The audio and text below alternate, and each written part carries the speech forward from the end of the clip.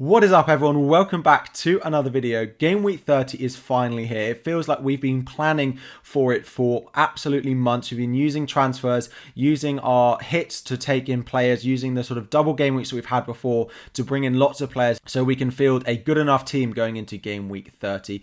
Game week 29 is still not over, and there will be a team selection and review video out later in the week, but let me know how you're getting on so far in the comment section down below. My team is up on screen at the moment of how I am lining up before I make any transfers going into game week 30. You can see down below me that I have one free transfer and absolutely no money in the bank after I took a minus 12 going into game week 29. We're going to use today to use it as an opportunity to talk firstly about my team, my transfers, a little bit about my potential chip strategy as well going forward and why I'm lining up with such a strong team already going into game week 30 and maybe the sacrifices I've made before. And we'll also use it as an opportunity to talk about maybe the players that you should be buying into your team going into game week 30, where I would prioritize transfers, who I would potentially take some hits on if I was going to make those big moves going into the week, or if I would just accept maybe it was going to be a subpar week if I didn't have a full 11 out. So I have a full 11 of players out, although it looks like it's going to be down to 10 after Luca Dean has been subbed off injured very early on in game week 29. It seems that he'll be out for this match and for the foreseeable future.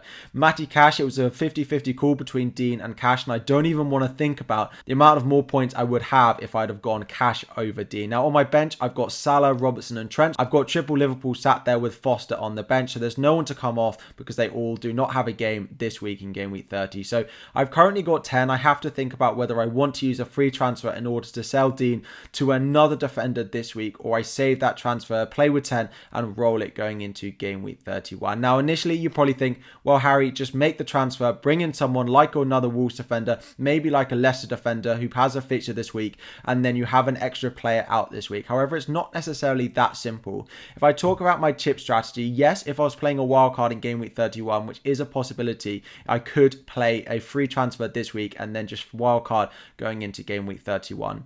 However, I don't know whether we're going to have big announcements of the double game weeks coming in game week 33 and later before the game week 30 deadline. It feels very unlikely, and there's still potentially a lot of information that we could gather going into game week 31, which means I don't know if I'll be wanting to lock a wild card going into that game week. As a result, having two free transfers going into game week 31 feels much more valuable than using that one transfer this week and bringing in a defender that I don't really expect to score any points this week. If we bring up the fixtures now, these are the four fixtures that we've got. I've got a Wolves defender this week. I've got an Arsenal option in there. I've got a Tottenham option in there as well.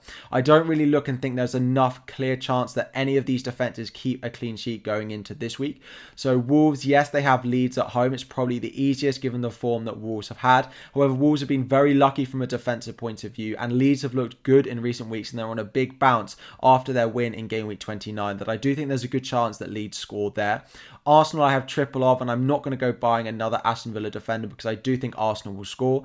I have triple Tottenham, and I'm not going to buy a West Ham defender, and the only other option I could go with is Leicester, but with the form that maybe Eriksen, Tony and Mbeumo are in, I do think there's a good chance that there's no clean sheets in that game as well. Of course, there will be defenders that do score points. However, for me at the moment, I think it's so difficult to predict who that clean sheet is going to come from and who has enough attacking threat in order to try and bring them in. So again, I'd be taking a gamble using a free transfer. It would increase the number of players that I have out this week. However, it doesn't really boost the appeal going into game week 31 of having two free transfers. I just think at the moment that is more valuable. So at the moment, I think I'm just going to roll with 10 players as it is. Harry Kane will be my captain going into game week 30. However, there are a lot of you looking at a free hit. If you haven't watched my free hit draft video from earlier in the week, make sure you go and watch that after this. But if you're not on a free hit, who are the players I'd potentially transfer in? So like me, and as I'm planning with my team, there are no defenders that I think are really worth using a transfer on, even if it's a free transfer, unless you are wildcarding in game week 31. If you're not wildcarding, then I think the additional transfer going into that week is worth saving, and it's definitely not worth taking a -4 to bring in any of those defenders because the attacking threat and the clean sheet potential is not there enough. In terms of players that I would probably take a hit for going into this week, Arsenal, I like the look of Lacazette and I like the look of Saka. Tottenham, I do do like the look of Son, I like the look of Kane, I like the look of Kulusevski, and I think those are the only 5 players that I think is worth taking a -4 to go and bring in. If you are looking for cheap options elsewhere, Ramsey in midfield of Aston Villa, Geldart at Leeds. There are a few cheap midfielders from the likes of Dewsbury Hall at Leicester and Mbeumo at Brentford, which you could go on, but I would only use these if you have additional transfers for free. And I wouldn't be taking a -4 for anyone outside of those 5 players that I list. Again, I do think it's going to be a low scoring week. I know we've been targeting the fixtures in the doubles in game week 28 and the doubles in game week 29 as well. However, I just really don't think it's worthwhile using your free transfers going into these games when all 4 games are very difficult to call. If I had to predict results in these, I would say Wolves win, I would say Arsenal win, I'd say Tottenham win, and I'd say Leicester win. However, there is a good chance that I could get all 4 of these wrong given the form that some of these teams have shown in recent weeks.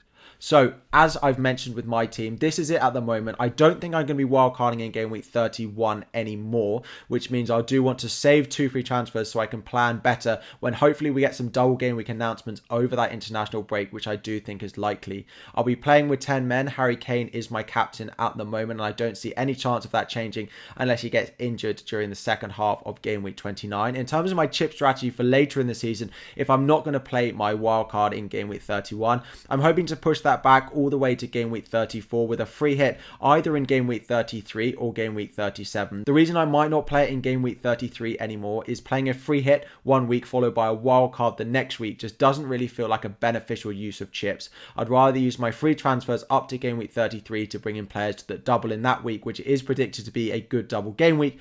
Then I can wildcard in game week 34, bench boost in game week 36, which seems nailed on now that I didn't play it in game week 29, and then free hit in either game week 37, which is likely to be a double as well, a small one, or game week 38 as well. So that is the current plan in terms of transfers, chip strategy. A few thoughts for me about game week 30. I would really err on the side of caution with transfers. If you are in doubt, don't make the move because I don't see there being enough explosive players who are going to get you big hauls and returns this week. I would just say it's going to be a dull week. Just go with what you've got. If you've got 7 or more players, you're in an absolutely fine position to just shield pick this week. As long as you own those 5 players that I said, if you own one of Son or Kane, if you own one of Saka and Lacazette, I think you've got a decent enough base as long as you have sort of 7 players out this week. So a few first thoughts, a few sort of monologue on my chip strategy, where I am with my team at the moment. It's a bit of a dull one this week. Let me know if you've got any questions about your team going into game week 30 and beyond. Chip strategy, transfers, all of that. Thank you very much for watching. If you have enjoyed, please do like, subscribe to the channel as well. Turn on notifications. We are so close